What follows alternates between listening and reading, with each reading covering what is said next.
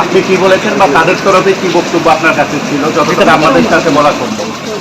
দেখুন, এই বিষয়ে আমি যখন দিল্লিতে ছিলাম, তো মাথার যিনি উনি আমাকে টেলিফোনে বলেছিলেন যে এই ঘটনা, উনি বলেছেন এটা কমপ্লেন না, আপনাকে জানানোর জন্য আপনাকে।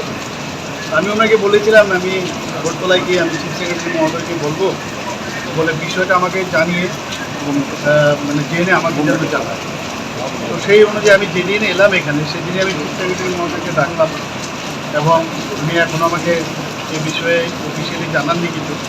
তো ওরা যখন কালকে আসলো আমি এই কথাটাই বলেছি, আসার পরে আমি বিষয়টা জেনে নিই ভালো করে, তারপরে আমরা নিশ্চয়ই বিষয়টা যাতে কারোর সম্মানে আঘাত না লাগে সেটা নিশ্চয়ই আমরা দেখি, এতটুকু আমরা বলি এবং সবার সম্মানেই কিন্তু রাখতে হবে।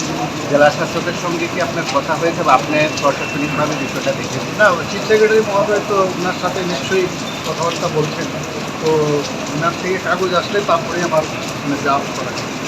বিষয়টা হয়তো বা একটা কমিউনিকেশন গ্যাপও হতে পারে, কারণ এরকম তো হওয়ার কথা না, এরকম হওয়ার কথা না। যদি হয়ে থাকে তাহলে সেটাকে কীভাবে আমরা আগামী দিনে সেটাকে সমাধান করা যায়, একটা কোর্ডিয়াল অ্যাটমসফিয়ার আমরা সব জায়গায় চাই, এই ধরনের না হওয়াটাই বাঞ্ছনীয়।